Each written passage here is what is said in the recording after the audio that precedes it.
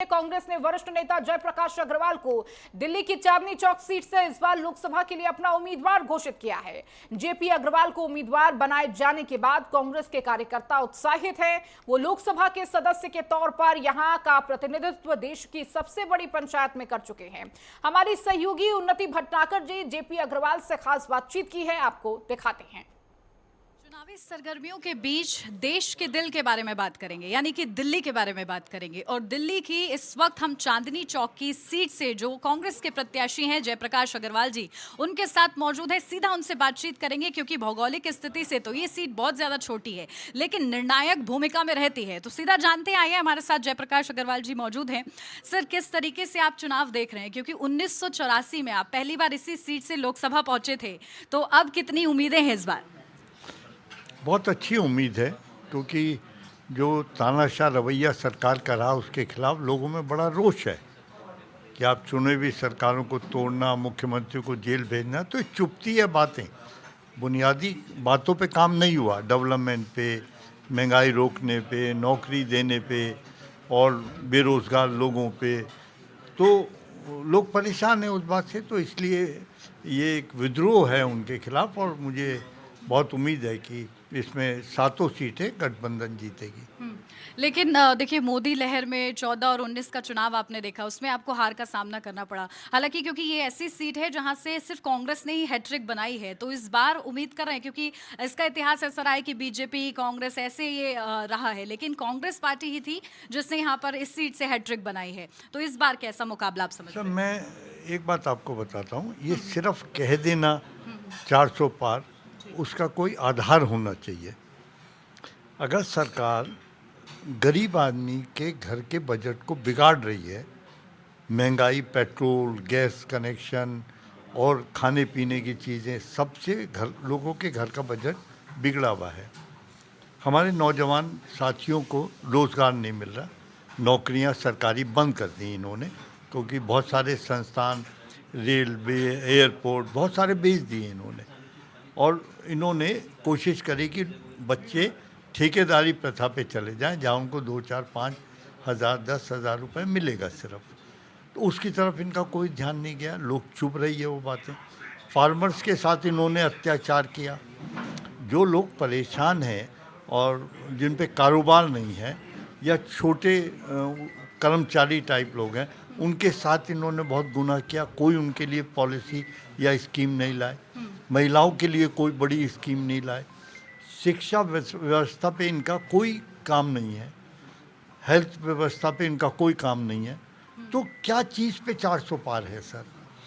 आप अगर जो बुनियादी किसी सरकार के 4 बड़े काम होते हैं, पहला है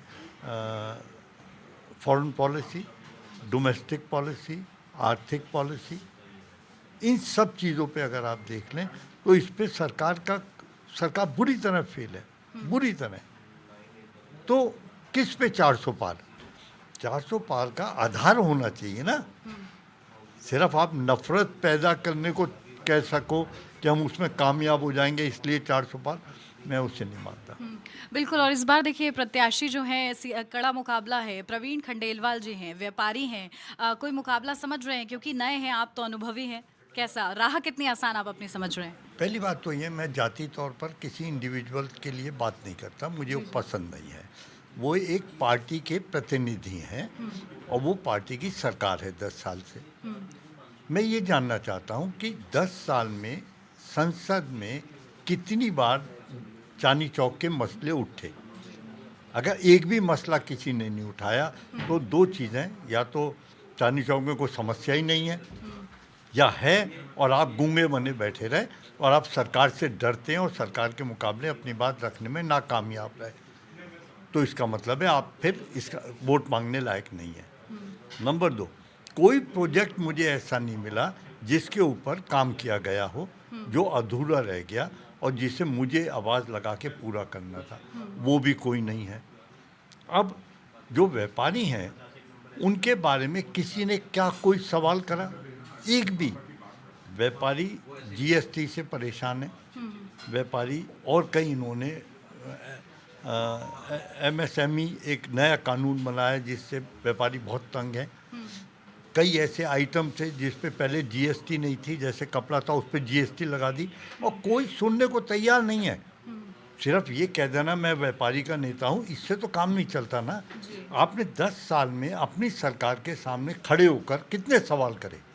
अब इसके दूसरी तरफ मैं ये कहता हूँ, अब मेरा 5 साल का कार्यकाल है तो पूरा, किसी कार्यकाल में आप अगर मेरा रिकॉर्ड उठाकर देखेंगे, अभी मैं देता हूँ आपको, तो मैंने बड़े तीखे सवाल करे अपनी सरकार से। जो अभी 2009 से 14 में मेरे 898 सवाल हैं 5 साल में। डिबेट्स में हिस्सा लिया मैंने, और जो मेरी डिबेट्स हैं वो बड़ी तीखी झड़प मेरी मंत्रियों से हुई है कि आप काम करना पड़ेगा आपको, ये विषय है, ये विषय है। एक जगह मैंने कहा मैं यही धरने पे बैठ जाऊंगा। तो हिम्मत होनी चाहिए ना अपनी सरकार के खिलाफ खड़े होकर बात करने की। अगर 10 साल में आपने कुछ ही नहीं करा तो वायदा तो कोई भी कर देगा।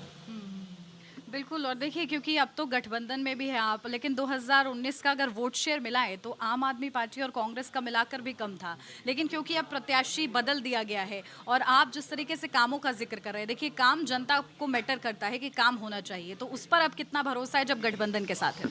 मैं इसलिए कहता हूँ, मेरी पिछले 40 साल में 84 के चुनाव से, उससे पहले 83 का मेरा कॉरपोरेशन, और उसके पहले पिताजी के 8 चुनाव, मुझे बहुत खुशी है बताने में कि जहाँ मैं पैदा हुआ उस मकान से ये 20वां चुनाव है। 8 चुनाव पिताजी के, 12वां चुनाव मेरा, एक कॉरपोरेशन, एक राज्यसभा और 10वां लोकसभा का। तो एक कॉन्टिन्यूटी लोगों के साथ हमारी बनी हुई है। हम उनके रोज़मर्रा के जीवन में काम आते हैं। कभी उनका दुख सुख होगा तो हम खड़े होंगे, कोई बात होगी तो हम खड़े होते हैं उनके साथ। तो इसीलिए वो हम पे भरोसा करते हैं। मुझे कोई जयप्रकाश अग्रवाल नहीं कहता है, या तो जेपी कहते हैं या जय भाई कहते हैं। मैंने उसको बना कर रखा आज तक।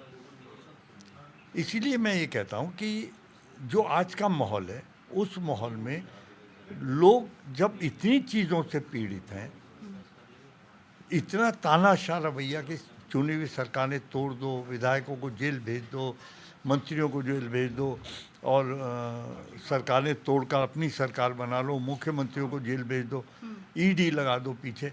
लोग इससे परेशान हैं, कारोबार नहीं है, रोजी रोटी नहीं है।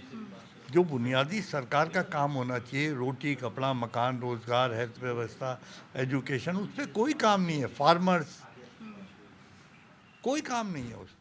बिल्कुल। आपके सहयोगी दल पर भ्रष्टाचार का आरोप लग रहा है, खुद मुख्यमंत्री देखिए जेल में है, और आपने अभी जिक्र भी किया ईडी सीबीआई का, तो उसको लेकर कितनी प्रमुखता से आप लोग प्रचार में भी उसको इस्तेमाल कर रहे हैं? सबको मालूम है सर, सबको मालूम है। ये गठबंधन क्यों बना? सरकार के तानाशाह रवैये के खिलाफ ही तो गठबंधन बना। जो आप चाहें वो करें, इसके लिए सरकार नहीं होती लोकतंत्र में। तो आपने जो चाहा वो करा, डंडा ले लिया हाथ में लोगों को मारने के लिए। तो मुझे लगता है ये तरीका सही नहीं है, और इससे किसी का भला होने वाला भी नहीं। ठीक है, एक आखिरी सवाल, अब चांदनी चौक की जनता के लिए आपकी तरफ से क्या तोहफा रहेगा अगर आप यहाँ से चुने जाते हैं? क्योंकि आपका तो इतना पुराना इतिहास रहा है, इस सीट से जुड़ा रहा है, तो अब क्या इनके लिए तोहफा देंगे, और क्या बड़े मुद्दे, ज्वलंत मुद्दे आप चांदनी चौक सीट के लिए खास तौर से समझ रहे हैं?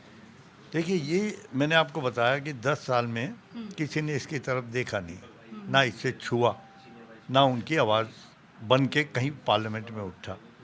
मैं ये कहता हूँ, छोटी समस्या होगी या बड़ी होगी, मेरी आवाज़ पार्लियामेंट में सुनेंगे मेरे लोग।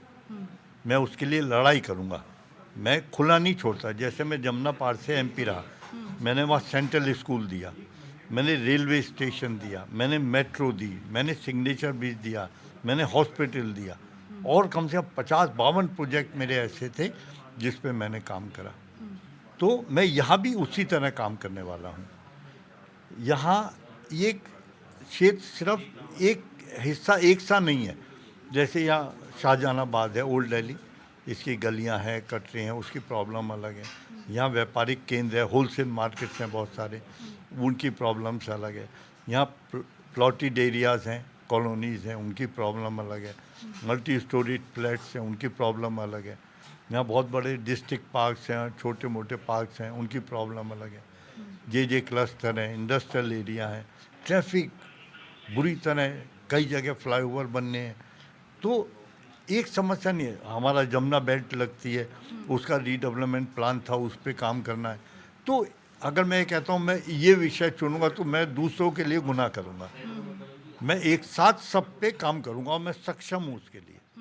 बहुत शुक्रिया आपका। ये जोश आपका देखने को मिल रहा है। चांदनी चौक से सीट से प्रत्याशी हैं कांग्रेस की तरफ से और उम्मीद जता रहे हैं और चांदनी चौक की जनता से बड़े वादे करें कि 10 साल से कोई सुनवाई नहीं हुई है, लेकिन अगर एक बार फिर से उन्हें मौका दिया जाता है, क्योंकि 1984 में सबसे पहले लोकसभा इसी सीट से गए थे और लगातार 3 बार इसी सीट से सांसद भी रह चुके हैं, तो ये उम्मीद उन्होंने जताई। कैमरामैन जसवंत के साथ मैं उन्नति भटनागर, दिल्ली।